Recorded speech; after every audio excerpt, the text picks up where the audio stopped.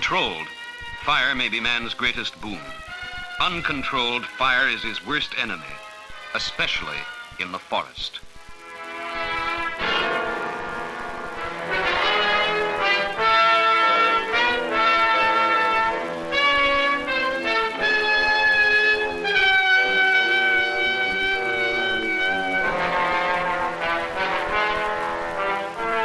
These trees are the raw material for Canada's most important industry. Foresters and loggers and every passerby pitch in to try to save the wealth of wood that fire can lay waste in a few hours. A few weeks of hot, dry weather, and the forest becomes a giant tinderbox. Some forest fires spring from lightning or other natural causes, but all too often the cause is that careless animal, man himself. What could be more innocuous than a pleasant family picnic in the woods? They'll need a campfire, of course, to boil the kettle and toast marshmallows for the kids. But that simple act could spell disaster to the forest for miles around. And to guard against it, the whole danger area has been declared closed.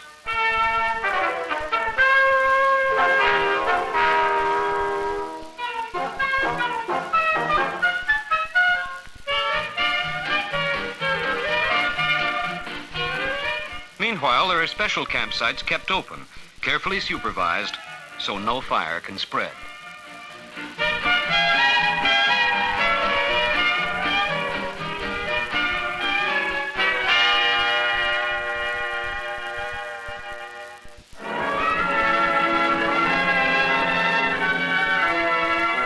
But carelessly thrown cigarettes still cause fires.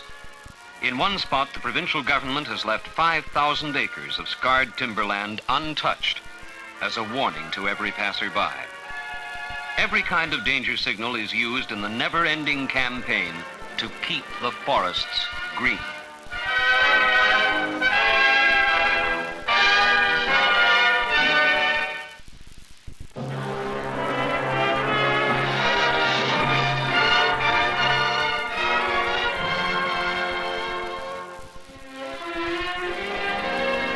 In the heart of Vancouver Island, off the Pacific coast, grows the most magnificent stand of timber in Canada. These Douglas firs average between 200 and 250 feet in height. And one tree in every group has to be climbed and topped by a specialist, called a high rigger.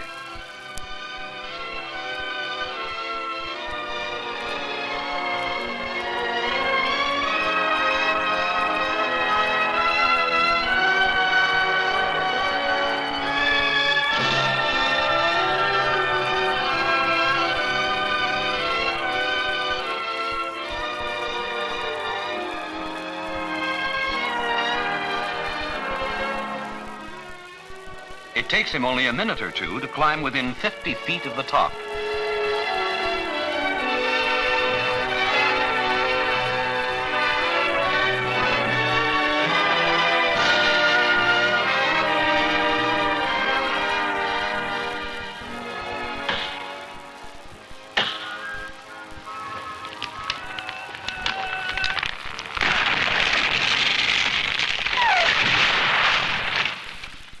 This will be the spar tree.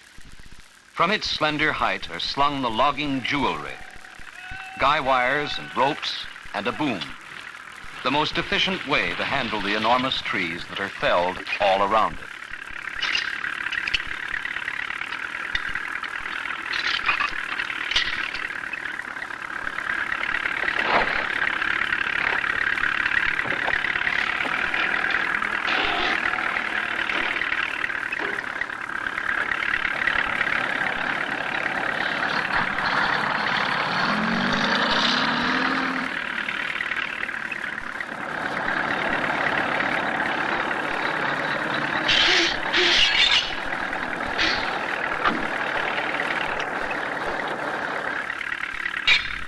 Skilled hands maneuver 50 tons of logs onto each of the specially built tractor trailers.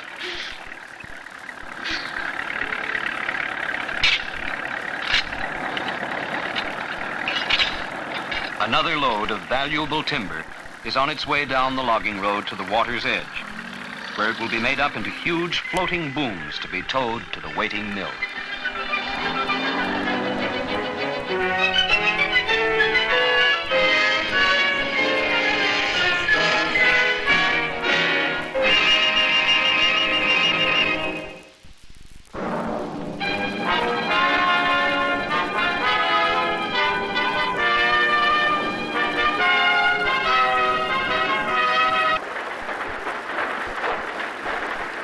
This one mill combines several operations to make use of every kind of tree and turn out wood pulp and newsprint, all from the one plant.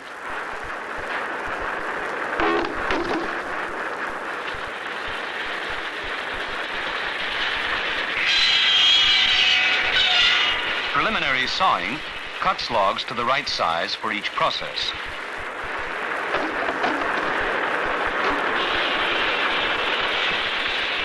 Large logs up to 8 feet across are cut into planks for the pulp grinders.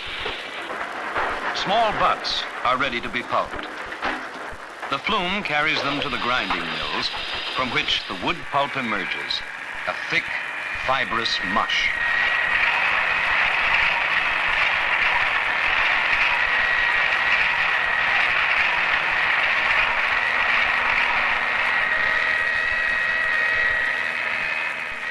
There are 9 newsprint machines at Powell River.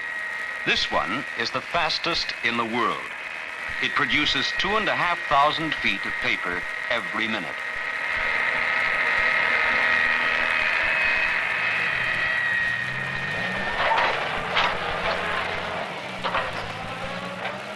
The finished newsprint, cut to required width, is shipped from docks right at the mill.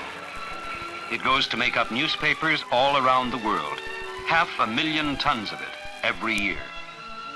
The forests which surround the mill at Powell River ensure it will keep turning out pulp and paper as long as they are needed.